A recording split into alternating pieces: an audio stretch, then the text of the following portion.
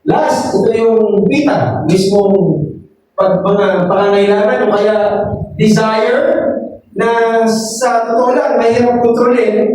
Mga kapatid, kung walang biyaya ng Diyos, talagang mahirap kontrolin ang pita ng laman, pita ng mata. No? Isa itong kaaway ng mismong kaluluwa natin na nasa laman, mga kapatid, kaya may laban araw-araw, sabi ni Pablo. Seduction or enticement, ito yung kaisipan na ikaw ay nag-iimbita o kaya ikaw ay nangaakit o kaya pinupukaw mo ang kaisipang mahalay ng isang tao. Ang tawag na seduction, lalo kung hindi naman karapat-dapat na gawin yun. Siniseduce mo siya or ini-entice mo siya.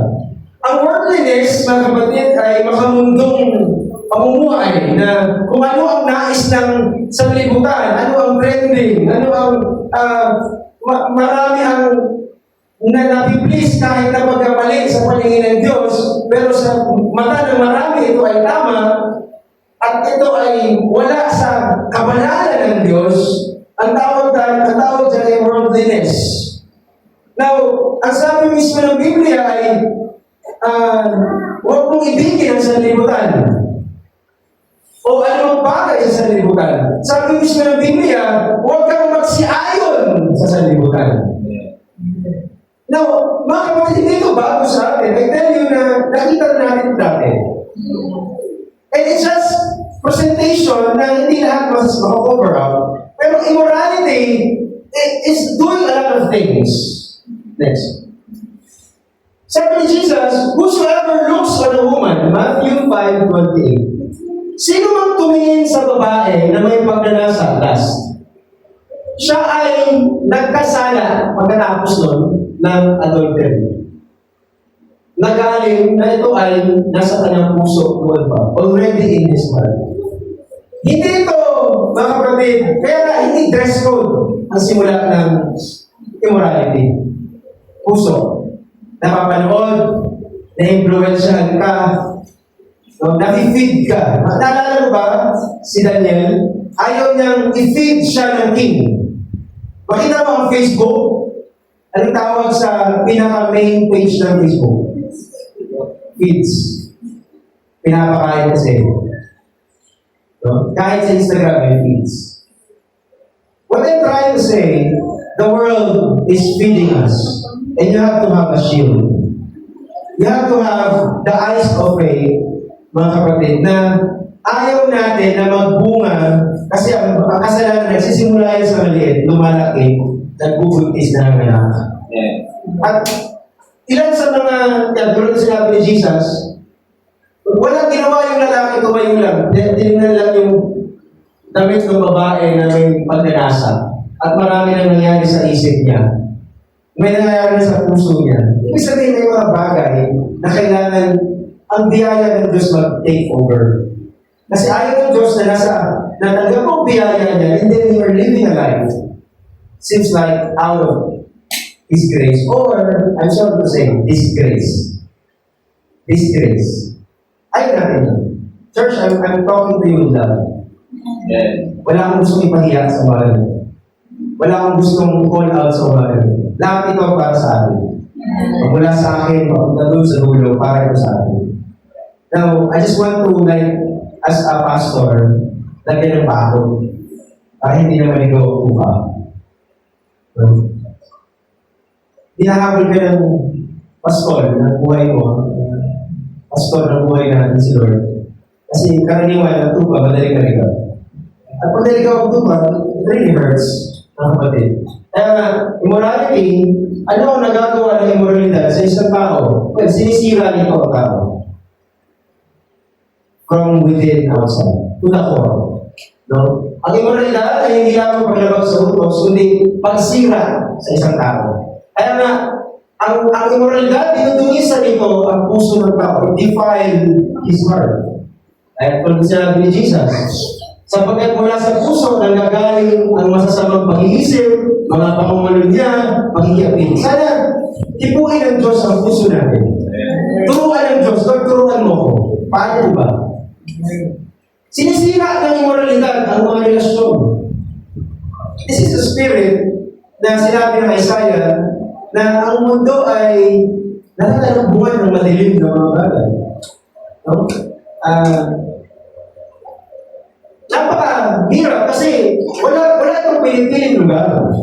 Kahit may mga hindi Christian nation, may mga pagtataksil, may pagkasira ng tahanan. No? May mga nasasaktan na anak kasi broken. May mga pagkawala ng tiwala kasi may nangyaring hindi manina na-discover. Maraming ganun sa panahon ni Brother Branham na na-discover pa sa mismo platform. Sa mismo pulpito. Lalapit sa prophet, may sakit, at pag na-discern ng Holy Spirit, sabi niya, sino kasama mo nung araw na yan? Doon sa pulang kotse, at ang babae ang ito. Diba? Nakikita ni Brother Branham. Kasi unang-una, kahit anong tago, nakikita ng Diyos. Sabi ni Brother Benny Green, kaibigan ni Brother Branham, bago siya mamatay, nung nag-testify siya about the ministry of William Branham, sabi niya, meron binigyan sa akin si Brother Branham, sabi niya, na ang nakikita lang niya, doon sa pulpit, or sa platform, kapag umakyat ang isang tao, is mga kasalanan na hindi na-confess ni Lord. Kaya napakahirap na ang dami mong pagkukulang na hindi mo siya na-confess ni Lord kasi babalikan ka ni Lord. But your sin will find you out. Yan naman yan eh. Walang kasalanan na hindi mo na, walang kasalanan na natakasan mo kami. Lahat ng kasalanan, walang talaga siyang katapatang parusa. No? Kaya napakahalaga ng pag-confess. Kung may mga immoralidad na ginagawa ngayon, Lord, tulungan mo dito. It should not be the case. I love to serve you. I want to serve you. I don't want to be religious lang sa labas. At sabi ni Jesus sa mga Pariseo, ang puputi ng mga Pariseo, pero para sila,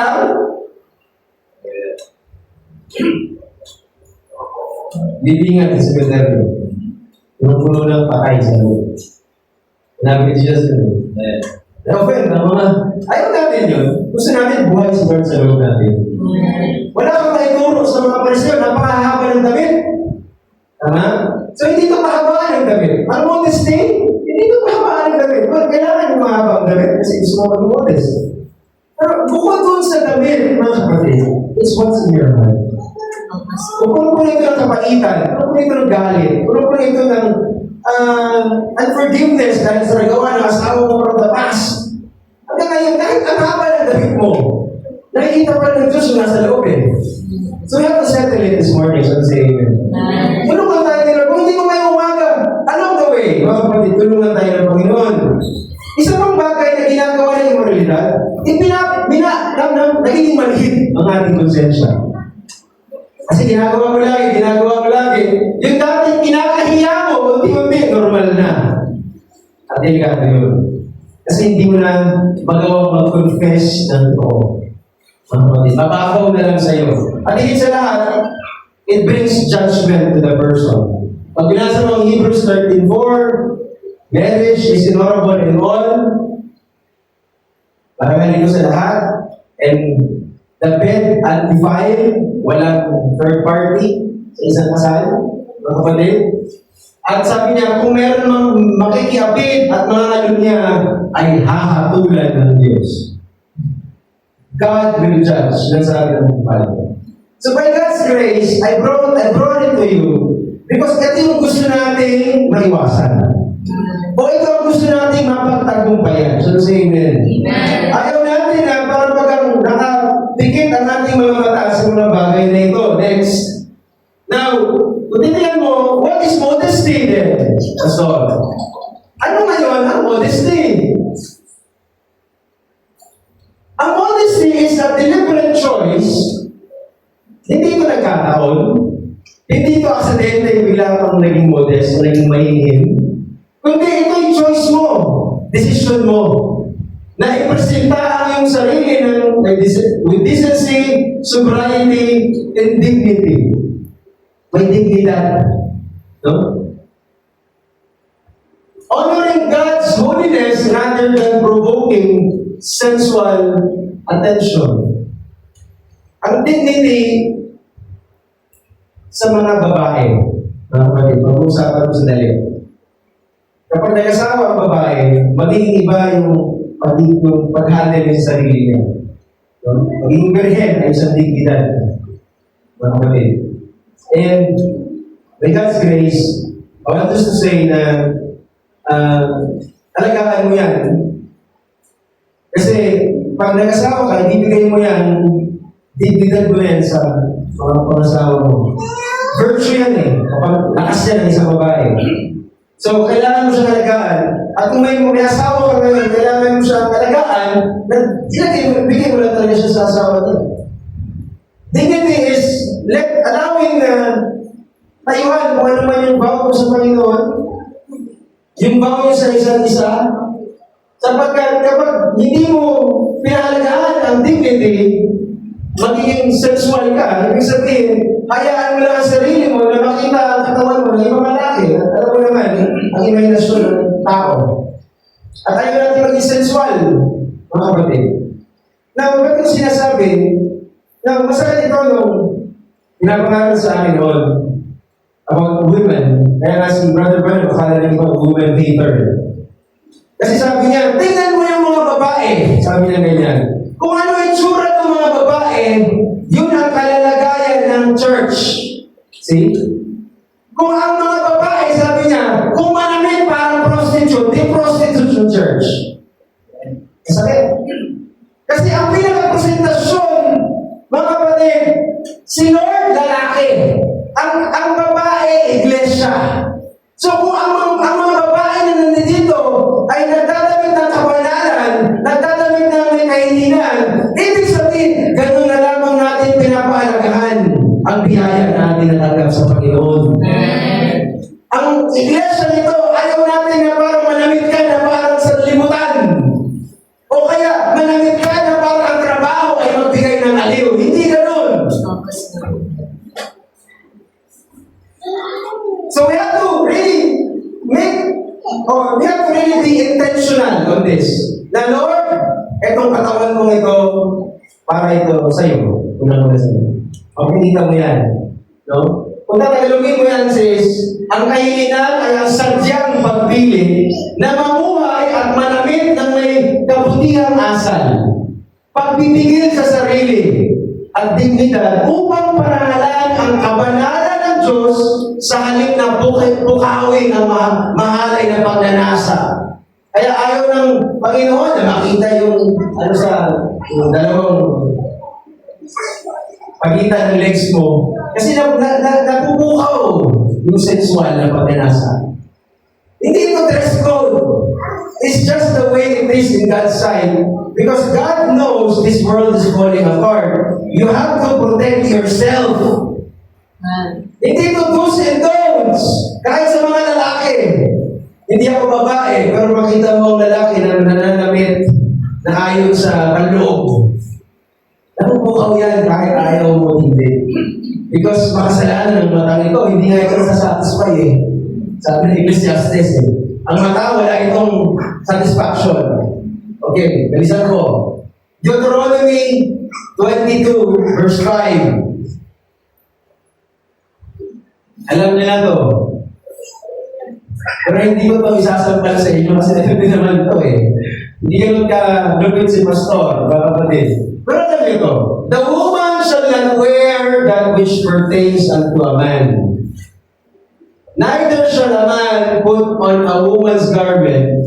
For lahat ha, kapag ang babae sinusuot ang damit na pang lalaki, at vice versa, yung damit na pang babae sinusuot ng lalaki, kapag vice versa. Lahat ng gumagawa nun, karumal-dumal sa harapan ng Diyos. Eh, Pastor, Old Testament yan eh. Okay. Sana makita, hindi mo tao na siya sa Old Testament pa to eh. Kung malaman nyo lang sa galing yung pantalon, hindi yan galing sa babae. Okay, so presidente sa US, First Lady, sinuot niya ang pantalon ng presidente. At magmula nun, nag-trend. Hindi ganito malamit ang noon. Tell you, makita mo yung mga lumang mga movie, no? Makita mo yung panahon ni Wesley, kung gaano makahaba ang palda ng mga babae. Ngayon lang sa panahon na to, mga kapatid, Lumabas si Marilyn Monroe. No, unang aksidente sa car, accident. Nakita yung billboard ni Marilyn Monroe, nakatutis. Ang unang nangyari, nabangga ang kotse. Kasi man pala na-invento halos yung kotse na mabilis. Makikita mo, no? Next one. Ang babae ay huwag manamit ng nangukol sa lalaki. Yang lalaki ay magsuot ng pananamit ng babae. Sapagkat sino mang gumagawa ng mga bagay na ito ay karumal-dumal sa Panginoon mong Diyos. Now, it's not about me anymore. Wala ako dyan. Ang kapatid, tutusin, I did my part. Nasa sa'yo yan. Kung gusto mong subukan kung paano magamit ang, hindi ko na-discuss, mahaba tayo. Pag ang isang bagay na karumal-dumal sa Diyos, mga kapatid, hindi ayaw niyang tingnan. Hindi ayaw niyang manupod yung taong yun. Hindi ayaw niyang tulungan. Karumal-dumal sa harapan niya. So, sabi mo sa akin, Old Testament pa ito, Pastor. Pati sige, punta tayo New Testament. At sa New Testament, ang nauusap kasi sa Old is si Moses. Ang teacher ng Old Testament is Moses. The teacher of New Testament is 1 Timothy 2:7.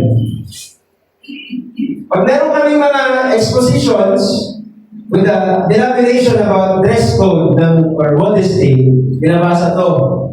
Kasi feeling nila, modern na, hindi na suit or hindi na nasa fashion na tayo ngayon na kahit anong isuot, pwede. O di balikan natin nagturo ng New Testament. Whereunto I am ordained a preacher and an apostle. Preacher, teacher, apostle. I speak the truth in Christ and like that. Hindi ako nagsisinungaling, sabi ni Pablo. Si Pablo yan. Nakakausap niya si Timoteo. At teacher, sabi niya, preacher ako, apostle ako, teacher pa, paano ba bang gusto mo? Sabi niya, ako ang guro ng mga hintil sa pananampalataya at sa katotohanan. Very useful. So, tingnan mo yung credibility ni Pablo. Nang tinuro ito. Preacher, apostol, teacher. Next.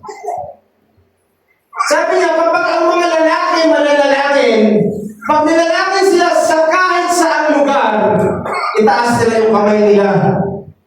Lifting up holy hands. Ilan lang na hindi pa gumagawa yan. Pag tinaas mo yung kamay mo, siguraduhin mo, brother, wala kang anumang sama ng loob. Wala kang galit, wala kang pagdududa, o kaya wala kang kainitan. Pag ginawa mo yan, manalangin ka. Prayer ang pinag-uusapan dito, At ganun din, in like manner also, kapag nanalangin yung mga babae, yung ituro niya, when women pray in like manner, magtaas ka rin ng kamay. Pero, adorn yourselves in modest apparel. Huwag kang magsusot ng kung ano-ano. O sinabi modest apparel, may kahihinan, may kabanalan yan kapag dinexect mo yan sa Greek lexicon. Hindi titingnan ni Lord yung buhok kung paano pinroid, o kaya wala problema kung inaayos mo yan. Pero hindi titingnan ni Lord yung ginto, yung perlas, o kaya ano mong mahal na suot mo. Ang titingnan niya, yung modest apparel with shamefacedness and sobriety. Kahihinan at pagpipigil sa sarili.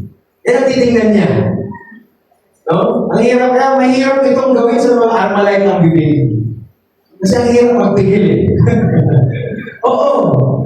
Kasi ang sobriety, pagpipigil sa sarili yan Ang shamefacedness, yung ayaw mo lang makita yung mukha mo kasi ayaw mong maging attractive. Ang sinasabi ng buong mundo ngayon, maging attractive ka. Ang sabi ng Diyos ngayon, maging mainitin ka. Yan mo sinasabi, no? Ang sabi ng mundo, ipakita mo ang katawan mo. Ang sabi ng Diyos, takpan mo ang kakubaran mo.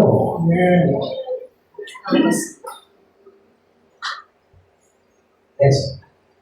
Gayon din naman, tagalogin ko na ang mga babae ay magsigayak ng mahinhin damit na may katindiman, kahinhinan, at hinahon, pagtitigil sa sarili, mahinahon ka. Hindi na mahalagang iyas, buhok, ginto, perlas, damit na mahalaga, kundi siyang nararapat sa mga babaeng magpakabanal. Sa pamagitan ng mabubuting gawa. Kahit napakahaba ng damit mo, eh wala kang mabuti. May nakita ka ako eh. Mahaba yung damit ha, babae. Ang expect natin pansin. Babae.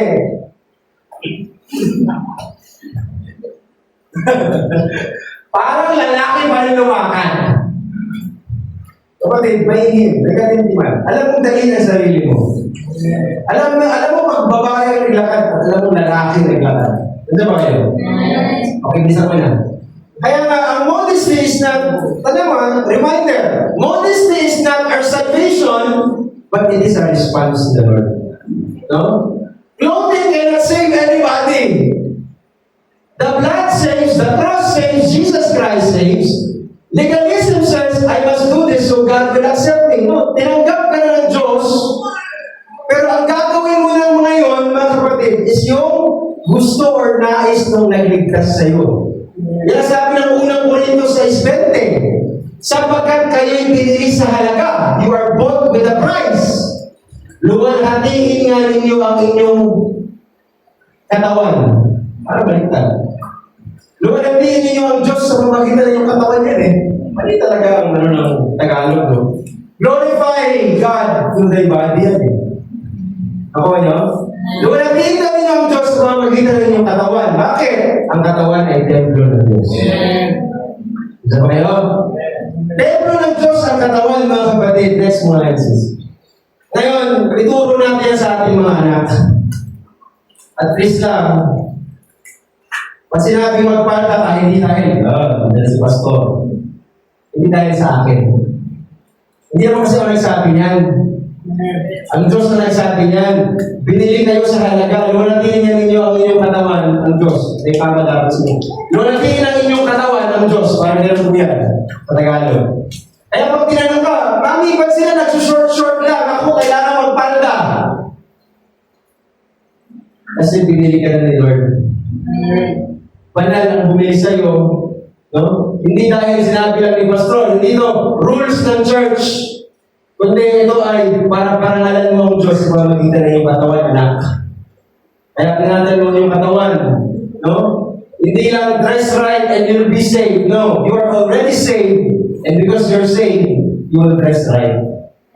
Alam mo kung paano dalhin. Alam mo, ang moralidad ay parang ulan. Mas parang tapos natin ito. Think of an umbrella. It doesn't stop the rain from falling, but it keeps the rain from covering you. Marami nang basa dahil sa bagyo ng immoralidad na to. Kung meron akong sabihin na word, higit pa to sa pandemic. Buti pa ng pandemic, nagtakip ang tao. Nagtakip ang mukha, nagtakip, di ba? Pero itong pandemic, na higit pa sa pandemic, yung immoralidad, hindi kayang takpan. Pero tatakpan natin yung tao. Kung cover natin ang dapat natin cover, kasi marami nang napasa ng immoralidad. Marami nang tahanan na sinira ng bagyong yan. Sana hindi isa sa ating mga tahanan. No? Matuto tayo na pangalagaan ng ating mga damit. Kasi may damit tayo na salita ng Diyos. Ang lalo pag na-rapture ka, hindi ito ang gagamitin mong damit. Sabi ng prophet, meron kang isang damit na gawa sa salita ng Diyos.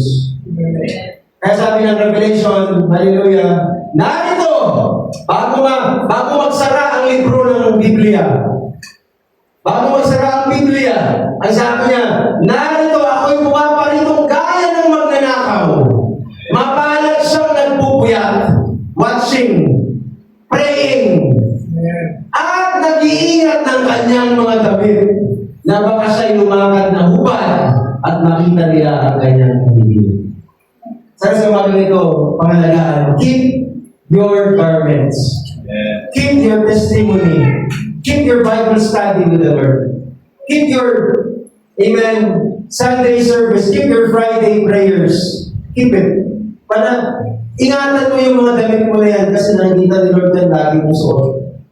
Keep your holiness. Ano ba kayo? Keep your obedience. So sana sa mga ganito, makita natin ang kahalagaan ng modesty as a response to the Lord. Hanggat lalo mong iniingatan ang katawan mo, lalo nalulugod ang Diyos dyan. Mga kapatid na, makita niya, hindi na sayang ang ginawa ko sa bundok ng Kalbaryo. kundi may magandang tugon dahil sa ating iglesia.